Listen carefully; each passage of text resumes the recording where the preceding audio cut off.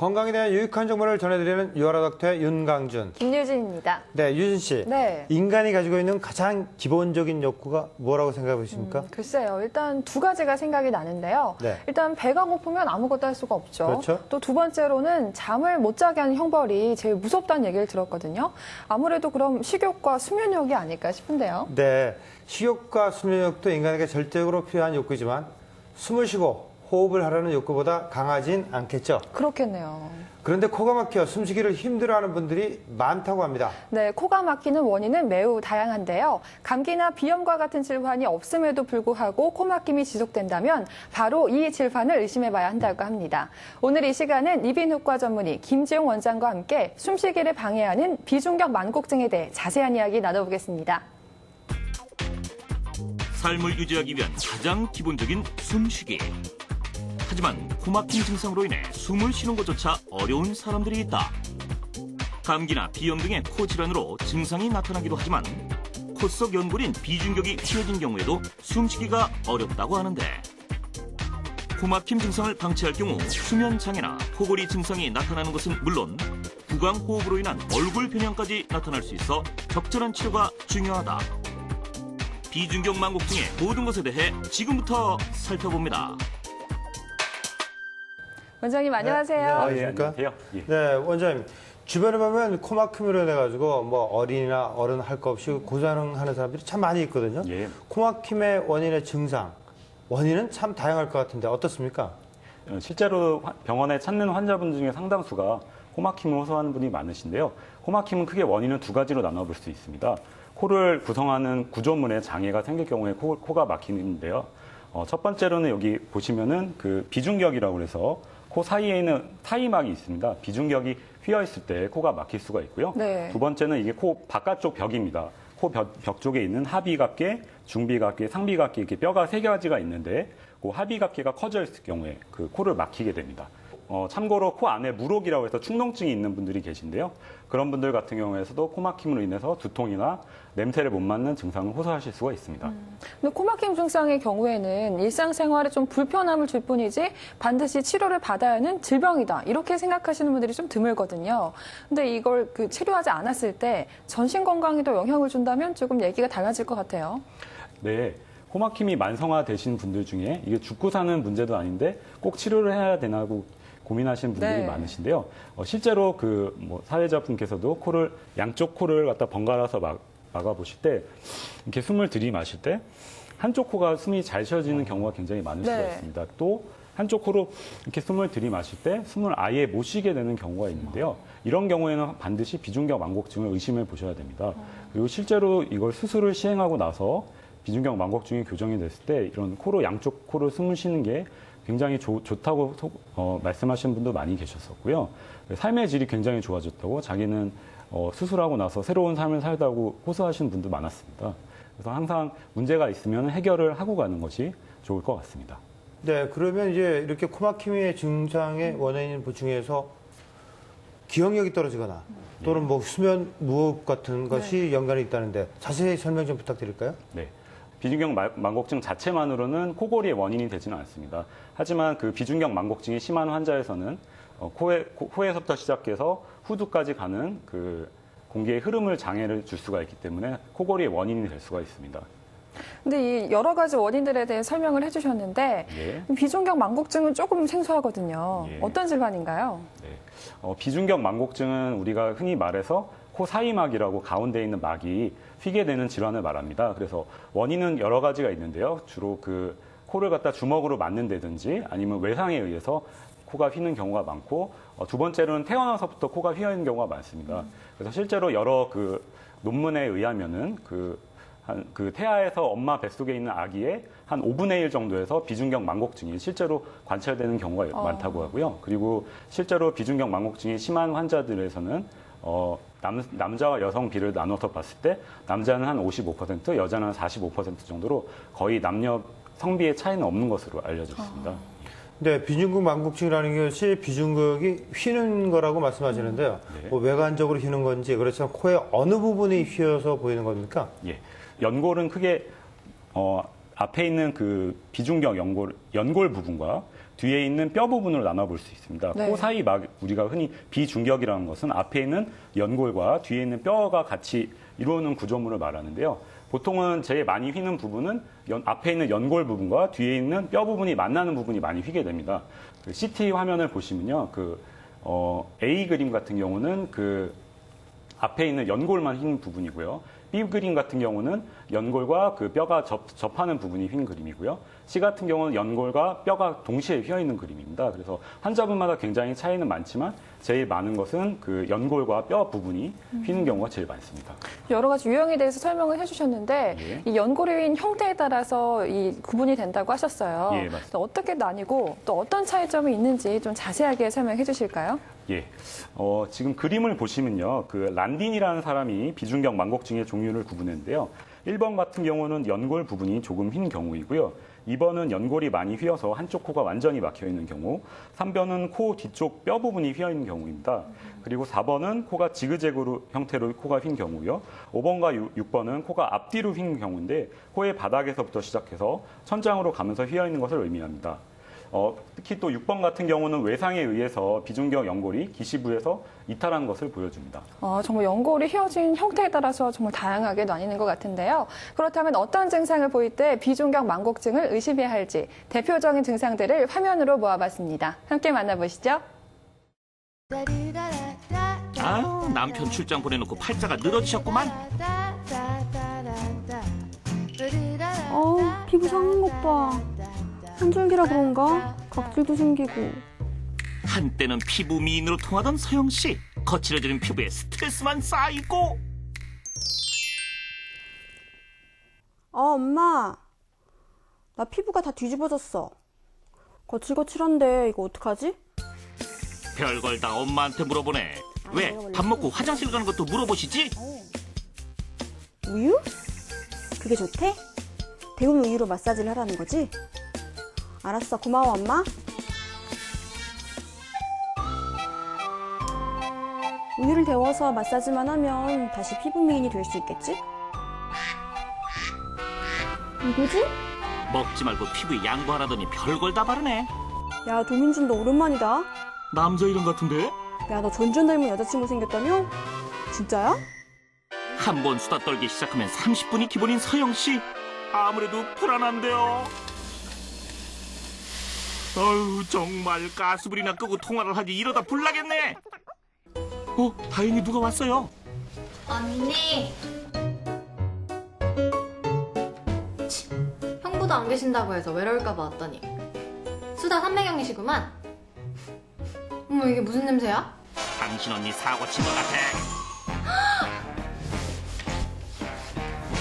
내가 어디 때문에 못 살아. 아직 혼이 나야 돼. 언니 제정신이야? 다시 전화할게. 너 오랜만에 와서 무슨 소리야? 가스불 다 켜놓고 이게 뭐 하는 거야? 불 낼 거야? 아, 맞다. 깜빡했어. 깜빡. 타 냄새가 이렇게 진동을 하는데 냄새도 못 맡아? 무슨 탄 냄새가 난다고 그래? 나 코 막혀서 냄새 잘 못 맡는 거 몰라? 냄새를 잘 맡지 못하고 코가 꽉 막혀 있는 등 코막힘이 심하다. 언니 휴직하고 쉬니까 좋아? 좋기는 답답해 죽겠어. 아이를 갖기 위해 휴직을 신청한 서영 씨. 어쨌든 아기도 소중하잖아. 조카 태어나면 언니 복직할 수 있게 내가 다 키워줄게. 아, 육아가 얼마나 힘든데 큰 소리부터 치는 거냐? 이미 내뱉은 말 주워 담을 수 있을까요? 아, 안타까워요. 고마운 자살 꼴이에요. 너 진짜지? 약속했다?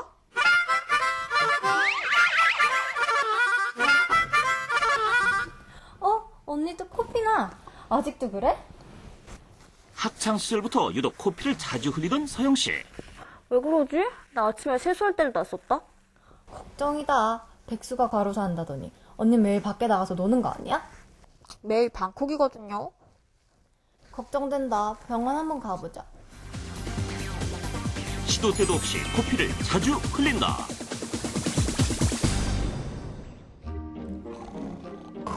세상에 무슨 코를 저리 곤대. 잠자는 숲 속에 마녀가 따로 없네요.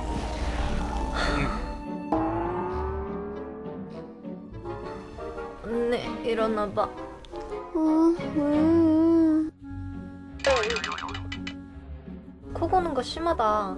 형부도 참 힘들겠다. 내가 또 코 골았어? 나 전쟁 나는 꿈 꿨어. 소리가 오죽 컸으면 그랬을까.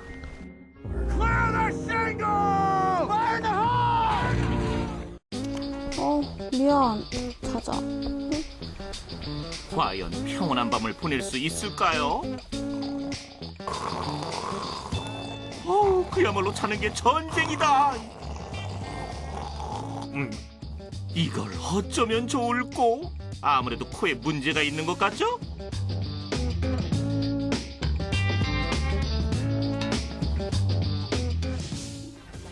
드렁드르렁 밤마다 코를 심하게 곤다. 코막힘 증상이 심해 늘 코가 답답하고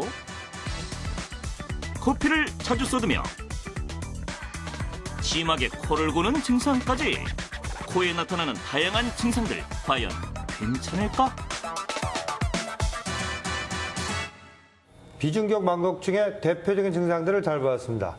원장님, 증상들을 보니까 코막힘 증상이 대표적으로 나오는데 네. 코막힘이라고 하는 것은 우리가 비염이나 감기 같은 걸 앓았을 때 나타나는 증상들 아닙니까? 이런 것들하고 같은 겁니까? 흔히 그 비염이랑 감기 환자에서 나타나는 코막힘과요, 비중격 망곡증이 있는 환자에서 나타나는 코막힘은 크게 지속적인지 아니면은 그게 일시적인지로 두 가지로 나눠볼 수가 있습니다. 그래서 만약에 그 뭐 감기 기운이 있다거나 코막힘이 뭐 한 하루나 이틀 정도 일시적으로 지속되고 금방 좋아진다 그러신 경우는 대부분 일반적인 비염이라든지 감기 증상에 의한 코막힘인 경우가 많고요. 그다음에 비중격 망곡증이 있을 때는 거의 뭐 환절기라든지 뭐 추워지기만 하면은 계절의 변화에 따라서 항상 매년 반복된다든지 아니면 1년 내내 코막힘을 호소하거나 그러실 경우에는 비중격 망곡증이라든지 아까 전에도 말씀드렸던 무록 혹은 그 코가 외비 기형 같은 그런 여러 가지 해부학적인 문제가 있는 것을 의심해 볼 수가 있습니다. 근데 방금 뭐 다른 질환에서 나타나는 코막힘 증상과 비중격 망곡증에서 나타나는 코막힘 질환이 지속되는 시간에 따라서 구분을 한다고 말씀해 주셨는데 그거 외에도 증상에서 나타나는 좀 차이점이 있을까요? 예, 대부분의 비중격 망곡증 환자들을 살펴보면 비중격 망곡증 단독으로 있는 경우는 굉장히 드뭅니다. 네. 그래서 옆에 있는 코살이라고 해서 우리 합의각계가 커져 있는 경우가 많은데요. 우리가 흔히 보는 그 비염 환자들 같은 경우는 그 비중격 망곡증과 합의각계가 커져 있는 비후성 비염이 같이 호소하게 됩니다. 네. 그래서 비염 증상들로는 제일 많은 게 수양성 비루라고 해서요. 콧물이 자주 흘린다든지 아니면 재채기 혹은 그 코가 간지러운 그런 그 소양감 같은 걸 호소하는 경우가 많은데 네. 그래서 가장 흔한 알레르기 비염의 증상입니다. 그래서 알레르기 비염 같은 경우도 비중격 망곡증이 있을 경우에 망곡된 반대 방향으로 코살이 자라 들어오게 되는 성질을 보이기 때문에 그 비중격 망곡증과 알레르기 비염은 항상 같이 있을 수가 있습니다. 그리고 저희가 실제로 비중격 망곡증이 심한 환자분들에서는 코로 가는 공기의 흐름이 굉장히 차단되게 됩니다. 그래서 공기가 잘 안 들어갈 경우에는 그쪽에 그 현기화 상태라고 해서 공기가 안 들어간 상태가 되기 때문에 부비동염이라고 우리가 흔히 부르는 충농증이 자주 발생하게 됩니다. 그래서 충농증이 발생될 때의 증상으로는 머리가 아픈 두통이라든지 혹은 안 좋은 냄새가 나는 뭐 시궁창 냄새 같은 게 나시는 환자분들이 네. 계시는 경우가 있는데요. 그런 분들은 항상 그 충농증이 같이 병발된 게 아닌지를 의심해 봐야 되고요. 그다음에 충농증이 심한 환자들에서는 뭐 겉에 외관상으로도 한쪽에 있는 여기 코 옆 주변에 있는 살들이 좀 부풀어 보인다든지 아니면 빨개지거나 그럴 때는 충농증이 굉장히 심한 환자일 경우에 그런 증상들이 발생하고 있을 수가 있습니다. 그래서 항상 의심을 해보는 것이 필요합니다. 또 코에 나타나는 증상 중에 코막힘 외에도 간혹 보면은 코피라고 해서 코 속에서 이 출혈이 생기는 분들이 있어요. 근데 이런 것도 혹시 비중격 망곡증과도 연관이 있나요? 예, 맞습니다. 잘 말씀해 주셨는데요. 비중격 망곡증이 자체만으로는 코피가 나지는 않습니다. 하지만 비중격 망곡증이 심한 환자들 같은 경우에는 공기의 흐름이 한쪽으로 많이 들어가게 됩니다. 네. 그래서 반대편 공기가 많이 들어가는 쪽에서 예를 들어서 비중격 만곡증이 있을 경우에 지금과 같이 이 비중격의 그 혈관들이 앞에 있는데 네. 이 혈관이 노출이 됐을 경우에 코피가 굉장히 자주 나게 됩니다. 그래서 그 비중격 만곡증으로 인한 코피가 많이 있는 환자의 분에서는 수술적 치료를 권하는 경우가 많고요. 네. 흔히 그 코피의 원인이 되는 혈관은 앞쪽에 있는 그 키셀바우 혈관총이라는 게 있습니다. 그래서 이쪽에서 피가 많이 나는데 이쪽이 연골 부분과 뼈 부분이 만나는 부분으로서 비중격 만곡증이 잘 생기는 부위입니다. 네, 꾸준하게 코피가 나면 정밀한 검사를 받아봐야 될 것 같습니다. 네. 그리고 원장님, 이 비중격 만곡증이 있는 경우에 코골이하고 연관이 된다고 말씀하셨는데 자세하게 왜 코골이가 발생되는지 설명 좀 부탁드릴까요? 네, 잘 지적해 주셨는데요. 결론부터 말씀드리면 코골이와 비중격 만곡증은 굉장히 관계가 많습니다. 코골이의 원인은 굉장히 많은데요. 코의 입구 부분, 그러니까 코의 입구 부분부터 시작해서 후두, 그러니까 공기가 들어가는 기관의 입구 부분까지 공기의 흐름을 장애를 줄 수 있는 모든 곳이 원인이 될 수 있습니다. 저희 병원에서 실제로 수면 다원 검사라고 코골이 검사를 하게 되면요. 비중격 만곡증이 있는 환자에서 코골이를 호소하는 그 코골이 수치가 올라가는 경우가 굉장히 많습니다. 그래서 실제로 저희가 코골이 환자에서 비중격 만곡증 수술 시행했을 경우에 그 코골이가 수치가 굉장히 좋아지는 것을 관찰할 수 있었고 그 수면 다원 검사상에서도 코골이 수치가 거의 한 3분의 1 정도로 줄어드는 경우가 많이 관찰할 수 있어서요. 비중격 만곡증과 코골이는 관련이 있는 것으로 알려져 있습니다. 목젖이 좁아져서 코를 고시는 환자분들 같은 경우에는 항상 그 목젖 수술과 비중격 교정술을 같이 고려를 하셔야 됩니다. 근데 저희 아버지도 사실 코골이가 굉장히 심하시거든요. 근데 코 고는 모습은 보통 남성들에게서 더 많이 볼 수 있잖아요. 그러다 보니까 비중격 만곡증의 경우도 남성 환자가 더 많지 않을까 이렇게 생각이 드는데 실제로 어떤가요? 예, 흔히 그렇게 생각하시지만요. 네. 사실 비중격 만곡증의 경우 남성과 여성의 성비가 남성이 55%, 여성이 45%로 큰 차이는 없는 것으로 알려져 있습니다. 네. 하지만 그 여성보다는 남성이 과격한 운동을 한다거나 익사이팅한 스포츠를 즐기는 경우가 많기 때문에 남성의 경우 과격한 운동이나 뭐 스포츠 행동을 인해서 코를 다치는 경우, 코에 외상을 받는 경우가 많습니다. 그래서 비중격 만곡증이 실제로는 더 높을 것으로 의심해 볼 수 있습니다. 네. 그래서 비중격 만곡증은 있지만 코를 골지 않는 사람도 많기 때문에 코골이처럼 남자가 여자보다 많이 나타나지는 않습니다. 코골이를 인한 수면 무호흡증의 경우에 남자 환자가 여자 환자의 경우보다 무려 5배 정도가 많습니다. 그 여성 환자분들 같은 경우는 남편이 병원에 데려오는 경우가 굉장히 드물다고 합니다. 하지만 여성 환자들은 남편을 병원에 데려오는 경우가 굉장히 많기 때문에 네. 그래서 통계적으로 늘어난다 보고도 있고요. 또 여자 환자분들 같은 경우는 이건 외국 논문인데요. 좀 부끄러워하는 경우가 많다고 합니다. 네. 그래서 실제로 자기가 코를 골아서 병원에 오는 경우는 굉장히 심하지 않으면 드물다고 합니다. 네. 질병은 결코 창피한 것이 아닌데 괜시리 부끄러워하고 숨기는 분들 많으시죠? 옛말에 병은 소문낼수록 빨리 고친다라는 말이 있듯 숨길수록 치료는 더욱 늦어진다는 것 꼭 기억하시면 좋겠습니다. 네, 자 이번 시간은 코막힘과 비중격 만곡증에 대한 시민들의 다양한 궁금증을 해결해보는 시간입니다. 하나씩 해결해볼까요?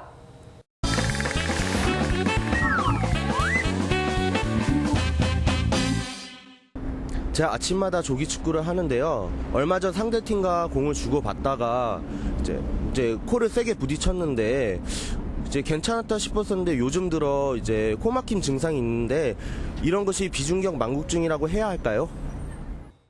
일단 과거에 없었던 증상이고 외부 충격에 의한 거라면 좀 의심해봐도 되지 않을까 싶은데요. 정확한 것은 환자분의 코를 본 후에 네. 판단을 할 수 있겠지만 예를 들어서 코피가 심하게 난다거나 코가 붓거나 콧물이 자주 생기는 증상을 동반하신다면 비중격 만곡증이 같이 생겼을 것이라고 의심할 수가 있습니다. 네. 또한 코를 세게 부딪힐 경우에 비골골절이라고 해서요. 코를 지금과 같이 보시면 코를 둘러싸고 있는 앞에 있는 연골 부분이 있고요. 네. 이 뼈 부분이 있는데 이 뼈 부분이 같이 함몰이 되는 비골골절이 발생할 가능성이 있습니다. 이럴 경우에는 빠른 시간, 보통 2주 안에 비골골절 정복술이라고 해서요. 코를 갖다 이렇게 들어주는 수술을 해주셔야지 코막힘이 2차적으로 코막힘 증상이라든지 코가 함몰되는 그 비골골절 함몰 증상 같은 게 사라질 수가 있습니다. 네, 정확한 검진을 통해서 문제점을 빨리 해결하시는 것이 좋겠습니다. 계속해서 다음 질문 만나볼까요? 네, 저희 시어머니께서 저희 아이의 콧대를 세워주신다면서 엄지와 검지로 콧대를 자꾸 만져주시는데요. 정말 괜찮은 행동인지 굉장히 궁금하고 콧대가 휘지 않을까 걱정이 됩니다. 네, 손주를 사랑하는 할머니 마음은 알겠지만 원장님, 어머니의 입장은 좀 다르잖아요. 좀 걱정이 돼서 그럴 건데 네. 어떻습니까? 예, 뭐 사실 저희 집사람과 장모님께서도 저희 아기의 코를 갖다 많이 만져주시는데요. 사실 뭐 의학적으로 크게 이게 나쁘다 좋다라고 뭐 논문이 보고된거나 알려진 것은 없습니다. 하지만 그 코를 너무 세게 비틀댄다든지 아니면 코를 너무 과하게 눌러줄 경우에는요, 코피라든지 아니면 그 2차적으로 코뼈 골절 같은 게 생길 수가 있기 때문에 너무 과하지 않은 범위에서는 코를 뭐 만져주는 것도 저는 나쁘지 않다고 생각합니다. 네. 왜냐하면은 그 코에 같은 경우는 비중격 연골이라고 해서요. 가운데 사이막 같은 경우 연골이기 때문에 연골에 가소성이 있습니다. 그래서 자꾸 옆에서 그 만져준다거나 그 모양을 잡아주는 행위를 할 경우에 코가 실제로 조금 뭐 높아지는 경우도 있을 것 같습니다. 그건 제 개인적인 생각입니다. 네, 아기의 코가 휘어지진 않을까 크게 걱정하지 않으셔도 되겠습니다. 다음 질문 보여주시죠. 제가 듣기로 코 성형수술로 비중격 망곡증이 해결될 수 있다고 들었는데요. 성형수술과 질환 치료는 엄연히 다른데 정말 해결이 가능할까요? 성형과 질환의 치료는 엄연히 다른 것 아닌가 싶기도 하면서도 네. 어쨌든 코 수술이니까 도움이 되지 않을까 이렇게 생각도 되거든요. 어떤가요? 엄밀히 말해서 비중격 교정술 코가 막혔기 때문에 코 성형 수술을 한다는 것은 말이 되지는 않습니다. 그래서 항상 그 코 성형 수술을 하실 때 비중격 망곡증이 있는지 없는지를 갖다 정확한 진단을 하는 게 필요하고요. 네. 실제로 비중격 망곡증이 있다면은 코 성형 수술을 하시면서 비중격 교정 수술도 같이 하실 수가 있기 때문에요. 비중격 망곡증을 교정할 수술을 할 경우에 비중격 연골의 한 일부분을 잘라내게 됩니다. 네. 우리가 흔히 다림질을 하는 것에 비교해 볼 수가 있는데요. 다림질을 하시게 되면은 그 쭈글쭈글해져 있는 헝겊이 펴지게 되면서 늘어나게 되는 현상을 네. 볼 수가 있죠. 그 잘라낸 비중격 연골을 사용해서 코 성형의 재료를 사용한다면 굉장히 우수한 재료가 될 수 있습니다. 네, 시민들의 궁금증 시원하게 풀어봤습니다.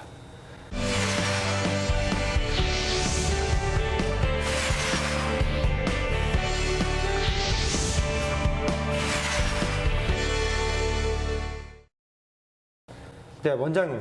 상대방의 얼굴을 쳐다봤을 때 유난히 코가 이렇게 휘어 있는 사람들이 있거든요. 네. 그런 분들은 뭐 어릴 때 다쳐서 그런 사람들도 있고 그러는데 이렇게 가까이서 봤을 때도 이렇게 휘어 쓰는 사람들을 보면 비중격 망곡증이 아주 심해서 이렇게 생기지 않았을까 이렇게 생각하는데 어떻습니까? 예, 그 쳐다봤을 때 외관에 휘어짐을 호소하는 분들은 비중격 망곡증이라고 부르진 않고요. 외비기형이라고 부릅니다. 대부분은 외상에 의해서 코 모양이 변하는 경우가 많은데요. 대부분의 외비기형 환자들은 비중격 망곡증을 같이 갖고 있기 때문에 외비기형을 교정하면서 비중격 망곡증 수술도 같이 하는 것이 좋습니다. 외비기형을 확인하기 전에 반드시 비중격 망곡증의 유무를 확인해 보는 것이 필요할 것 같습니다. 네. 또 제 지인의 자녀가 초등학생인데 비중격 망곡증을 진단받았다고 하더라고요. 네. 근데 아무래도 코가 막히면 집중력에 문제가 생기고 그러다 보면 학업에까지 지장을 줄 수가 있어서 참 고민이 많은 것 같은데요. 근데 초등학생의 경우에는 수술을 받기에는 조금 부담스러운 나이 아닌가요? 예, 비중격 교정술은 초등학교나 이렇게 어린 학생들의 경우에서는 시행을 하지 않는 게 좋습니다. 네. 왜냐하면은 그 비중격 연골 같은 경우는 고등학생까지 보통 18세까지 코가 자라기 때문에 비중격 연골을 너무 빨리 수술했을 경우에는 그 코 자라는데 지장을 받을 수가 있습니다. 그래서 비중격 연골 교정술 같은 경우는 굉장히 심한 경우가 아니라면은 소아나 어린이에서는 삼가하는 것으로 되어 있습니다. 하지만 저희가 실제로 봐도 비중격 연골증과 비염을 같이 갖고 있는 경우가 많기 때문에요. 네. 비염 교정 수술이나 비염 약만으로도 코막힘의 증상은 상당히 좋아질 수가 있습니다. 그래서 항상 그 외래를 방문하셔서 전문의와 상담을 해보시고요. 그 비중격 망곡증이 있으면서 비염이 심하지는 않은지 약물 치료가 필요하지는 않은지를 판단해 보시는 것이 좋을 것 같습니다. 네, 원장님 말씀 들어보니까 비중격 망곡증의 치료는 수술은 성장이 끝난 다음에 네. 하는 것이 좋은 것 같습니다. 그런데 이제 이게 성인이 돼서도 치료를 하지 않고 내버려둬서 방치했을 때 오늘 뭐 어떤 영향 같은 거 어떤지 강조해서 설명 좀 부탁드릴까요? 예. 맞습니다. 그 비중격 망곡증을 방치한다고 해서 삶의 질이 많이 지장을 받기 때문에 비중격 망곡증 같은 경우는 있으면 해결해 주는 게 좋습니다. 네. 실제로 그 비중격 망곡증 수술은 비중격 교정술이라고 부르는데요. 비중격 교정술을 하셨던 분들 중에 상당수에서 코로 숨을 쉬는 즐거움이 이런 건지 처음 알았다고 그렇게 말씀하시는 분들이 굉장히 많습니다. 그래서 코막힘 같은 경우는 코막힘으로 인한 두통들도 많기 때문에 비중격 망곡증은 해결하시는 게 좋으시고요. 꼭 수술만이 아니라 약물 치료만으로도 상당히 호전을 보시는 분들 많습니다. 그래서 비중격 코가 막힘 증상이 있다고 해서 그거를 방치하시는 건 좋지는 않으시고요. 항상 그 정확한 진단과 치료를 같이 하시는 것이 좋을 것으로 생각됩니다. 네. 주변에 보니까 수술 받고 나서 코가 뻥 뚫렸다는 표현을 하는 분들이 많이 있더라고요. 네. 요즘 시대를 일컬어 흔히 100세 시대라고 이야기합니다. 오래 사는 것도 중요하지만 어떻게 사느냐에 대한 삶의 질도 무시할 수는 없는 것 같습니다. 네, 생존에 있어 가장 기본적인 숨쉬기가 불편하다면 결코 건강한 삶이라고 볼 수 없을 것 같은데요. 편안한 숨쉬기를 방해하는 비중격 망곡증의 진단법과 치료법을 화면으로 담아봤습니다. 지금부터 만나보시죠. 삶을 유지하는 데 필요한 생활 에너지를 만드는 기본적인 작용, 숨쉬기. 하지만 코막힘으로 인해 숨쉬기조차 어려운 사람들이 있다. 코막힘 증상을 단순한 감기나 비염 등의 코 질환으로 여길 수 있지만 코 속 연골인 비중격이 휘어진 경우에도 숨쉬기가 어려워 기능장애로 인한 다양한 질환이 유발될 수 있다. 코막힘으로 숨쉬기가 어려워 수술받는 사람들이 늘고 있는데요. 특히 비중격 망곡증으로 인한 코막힘 증상은 교정을 미룰 경우 비염이나 충농증까지 동반될 수 있기 때문에 감별을 위한 정확한 진단이 중요합니다. 비중격 망곡증은 코막힘이 주된 증상으로 타 질환과의 구분을 위해 다양한 검사가 시행된다. 먼저 환자의 상태와 증상을 파악하고 비중격과 코 내부를 살펴 질환을 감별한다. 원장님, 어떠한 증상을 보일 때 비중격 망곡증을 의심해 볼 수 있을까요? 일단은 감기와 무관한 지속적인 코막힘이 한쪽 내지는 양쪽에 지속될 경우에 가장 먼저 의심할 수가 있습니다. 하지만 대부분의 환자에 있어서 비염과 동반되기 때문에 검사를 통해서 감별하여야 합니다. 내시경을 통해 코 점막의 상태, 콧물의 성상이나 염증 동반 여부를 확인할 수 있는데 눈으로 확인이 어려운 코 속을 검사하는 데 효과적이다.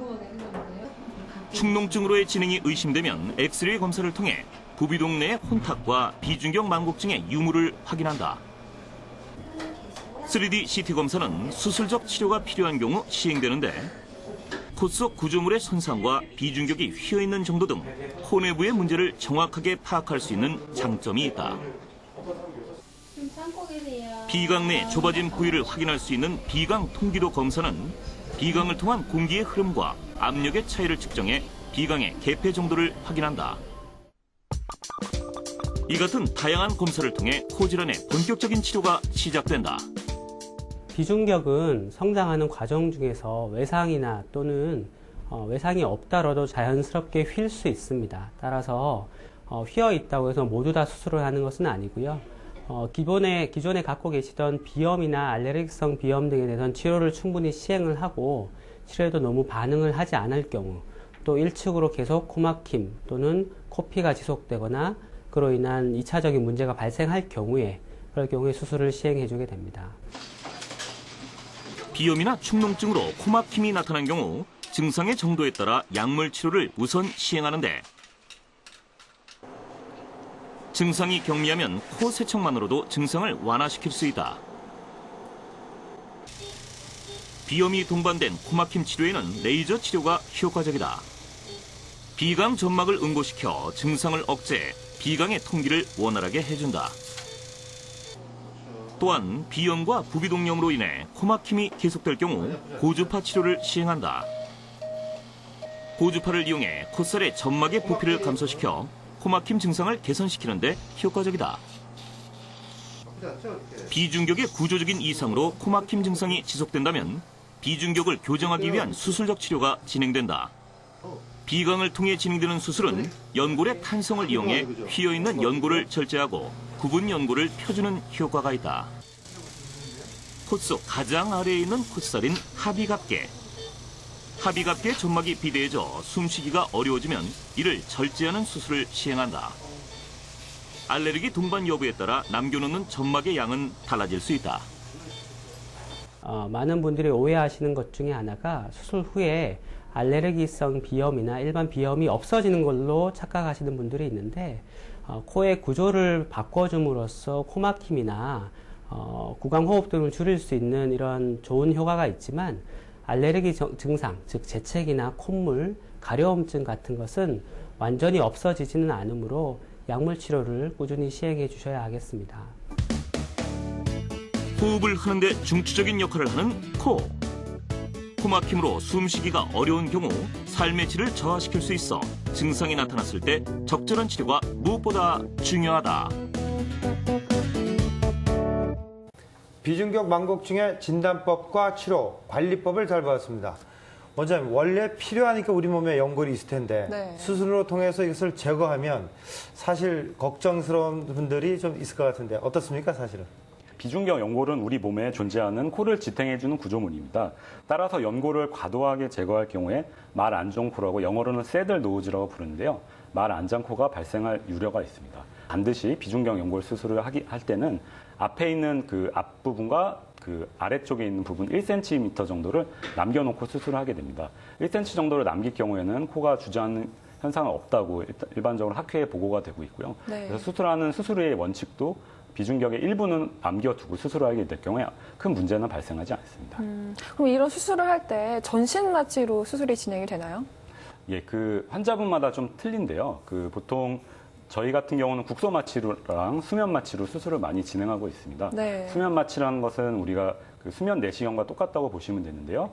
약을 줘서 좀 깊게 잠을 자는 상태로 수술을 하게 되면은 수술의 통증 같은 것을 많이 줄일 수 있는 수술 방법입니다. 네. 한편 그 국소 마취로도 수술이 가능하지만 보통 그 비중격 교정술을 뼈를 갖다가 절골을 한다든지 그 연골을 좀 떼낼 경우에 소리가 굉장히 크게 들리고 네. 그 겁이 날 수가 있습니다. 그렇죠. 그래서 네. 그런 것 때문에 아프지는 않지만 그런 게 겁나거나 좀 불안하신 분들은 전신 마취 하에서 수술을 하셔도 큰 문제는 없습니다. 네. 네.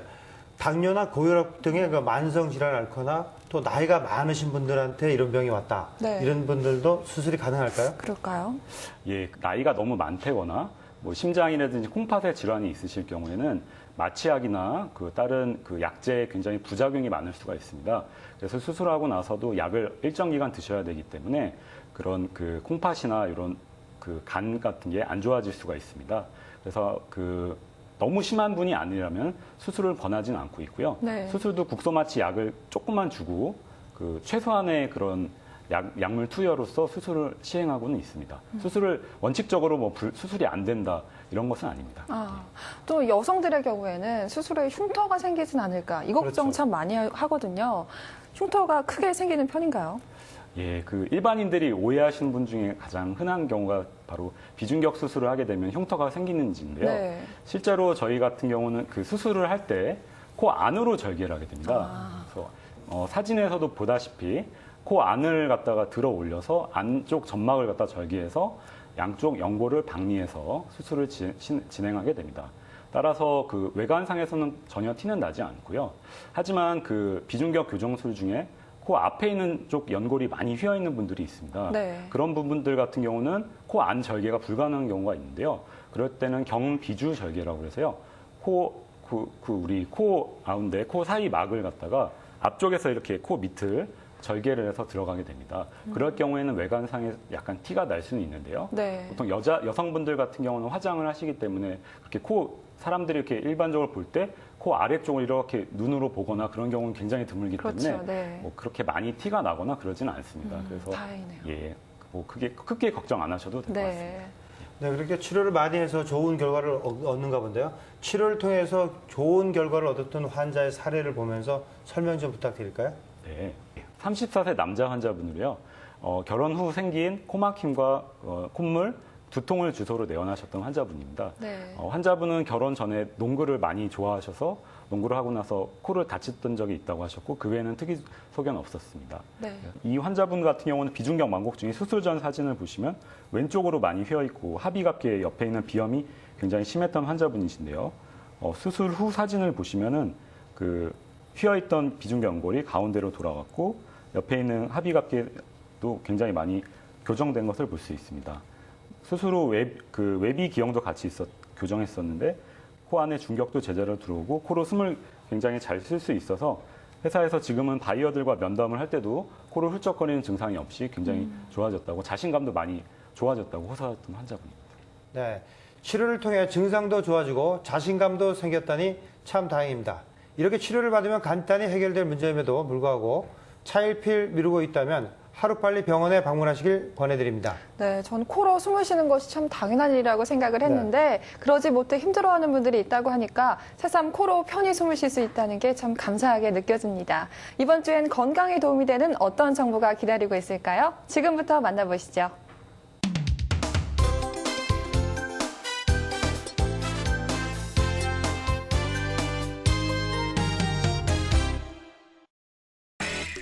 비중격 망곡증의 대표적인 증상인 코막힘을 해소하기 위해 휘어진 코를 교정하는 사람들이 증가하고 있는데요. 비중격 교정은 수술 후 관리가 더욱 중요하답니다. 지금부터 올바른 관리법을 알려드릴게요. 비중격 교정 후 관리법 하나. 수술 후 약 1, 2주 정도 코에 솜을 넣어 막아두세요. 딱지도 덜 생기고 점막의 상태도 빨리 보존될 수 있습니다. 수술 후 세척도 중요한데요. 세척을 한 후 코를 풀 때 너무 세게 풀지 마세요. 코에 압력이 가해져 수술 부위에 영향을 줄 수 있습니다. 비중격 교정 후 관리법 둘. 전신에 무리가 되는 수술이 아니라고 여겨 목욕탕을 찾으셨나요? 오랜 시간 목욕은 자제해야 합니다. 장시간 온도와 습도가 높은 곳에 있으면 수술한 부위가 아무는 데 영향을 주겠죠? 최소 2주 정도는 간단한 샤워로 대신하세요. 비중격 교정 후 관리법 셋. 수술 후 가벼운 운동은 좋지만 과한 운동은 오히려 회복을 방해합니다. 체력 소모가 심한 운동, 그중에서도 특히 물에서 하는 수영은 피해야 하는데요. 4주 정도는 가벼운 산책으로 건강을 챙기세요. 비중격 교정 후 관리법 네. 평소 건강에도 악영향을 끼치지만 수술 후 호전되고 있는 상태라 해도 술과 담배는 절대 피해야 합니다. 2개월 정도 금연과 금주는 지켜주세요. 수술 후 몇 가지 주의사항만 잘 지킨다면 회복이 더욱 빨라질 수 있다는 것을 꼭 기억하세요. 건강에 도움이 되는 정보 잘 보았습니다. 그런데 원장님, 비중격 망곡증을 수술하고 나서 코가 뻥 뚫려서 좋다 이렇게 표현하는 분들이 있는데 두에 따라서 두통이 발생했다고 하는 사람들이 있어요. 어떻습니까? 왜 이런 일이 발생하죠? 예, 실제로 제가 경험해보지는 한 번도 못했는데요. 이론상으로는 코를 한쪽으로 휘어있던 코를 교정했을 경우에 공기의 흐름이 좋아지게 돼서 찬바람이라든지 뜨거운 바람이 한꺼번에 들어갈 수가 있습니다. 그럴 경우에는 일시적으로 두통이나 증상을 호소할 수는 있는데요. 지속적이지는 않은 것으로 알고 있습니다. 그래서 크게 문제가 되거나 장기간에 걸쳐서 두통이 지속되지는 않을 것으로 생각됩니다. 그럼 이런 비중격 망곡증은 치료를 하면은 완치가 가능한 질환인가요? 사실 이 환자 입장에서는 치료받는 것, 수술받는 것도 중요하지만 재발의 가능성도 염두에 둘 수밖에 없잖아요. 예, 비중격 망곡증 수술 후에 재발하시는 경우도 있습니다. 하지만 굉장히 확률은 낮은데요. 보통 10% 미만으로 보고가 되고 있습니다. 네. 그리고 대부분 환자분들이 수술하시고 나서 코막힘이나 비염을 호소하시는 분들은 옆에 있는 코살이 많이 다시 자라서 비염이 심해져서 그런 코막힘이나 이런 증상이 발생한 경우가 대부분입니다. 그래서 비염 같은 경우는 수술적 치료로 교정하는 경우가 많고요. 그래서 재발을 하실 경우에는 아까 전에도 설명드렸던 합의갑기에 있는 뼈를 갖다가 제거할 경우에 그런 코막힘 증상이 훨씬 도와질 수 있습니다. 실제로 초음파 골세석기라는 기구가 새로 나왔는데요. 네. 그런 기구를 사용해서 뼈 수술을 시행할 경우에 코막힘이 많이 좋아진다는 보고가 여러 논문에서 보고가 되고 있고요. 마이크로 데브라이더라는 절삭기의 기구가 있는데 네. 그걸 사용해서 뼈를 갖다 제거했을 경우에도 그런 코막힘 증상이 훨씬 좋아진다는, 수술 후 코막힘을 갖다 예방할 수 있다는 그런 보고가 되고 있습니다. 네, 원장님, 그럼 마지막으로 비중격 망곡증을 이제 치료하기 위해서는 이것이 코 안에 있는 문제이기 때문에 이비인후과를 가야 된다. 네. 또 이게 코에 대한 문제이기 때문에 성형외과를 우선해야 된다. 이런 말이 있을 것 같은데 어떤 말씀을 해줄 수 있겠습니까? 예, 그 말씀은 잘 들었는데요. 실제로 비중격 망곡증이 있어서 성형외과를 간다는 말은 맞지는 않습니다. 아마 정확하게 말씀을 드리면 그 코가 겉에서 볼 때 코 모양이 휘어 있는 외비 기형이 있을 때 성형외과를 가는지 이비인후과를 가는지를 말씀하시는 게 맞는 질문 같습니다. 그래서 결론부터 말씀드리면요. 외비 기형이 있을 경우에는 양쪽에 가셔도 상관은 없으신데 안에 비중격 망곡증이 있는지를 확인을 하셔서 비중격 망곡증이 심할 경우에는 코 성형 수술을 하시면서 같이 비중격 교정술도 같이 시행하는 것이 중요합니다. 병원은 뭐 성형외과나 이비인후과 아무데나 가셔도 상관은 없으실 것 같고요. 본인이 상담을 하셔서 신뢰할 수 있는 병원을 찾아서 수술을 시행하시는 것이 좋을 것 같습니다. 네, 오늘 비중격 망곡증의 원인과 치료법에 대해 이비인후과 전문의 김주웅 원장님과 함께 이야기 나눠봤습니다. 원장님 말씀 잘 들었습니다. 감사합니다. 맞습니다. 코가 막히면 인생이 막힌다라는 말이 있는데요. 그만큼은 숨을 쉬는 것이 중요하고 코의 중요성 또한 강조한 말이 아닐까 싶습니다. 코 막힘 때문에 고생하고 계시지 않습니까? 삶의 질과 건강을 위해 지금 즉시 치료받으시길 권해드립니다. 네, 코의 제기능을 되찾는 것은 물론 모양까지 예쁘게 다듬을 수 있다고 하니까 더 이상 미룰 이유가 없겠죠? 오늘 준비한 소식은 여기까지고요. 저희는 다음 시간에 더욱 알찬 의학 정보로 찾아뵙겠습니다. 한 주간도 건강하세요. 고맙습니다.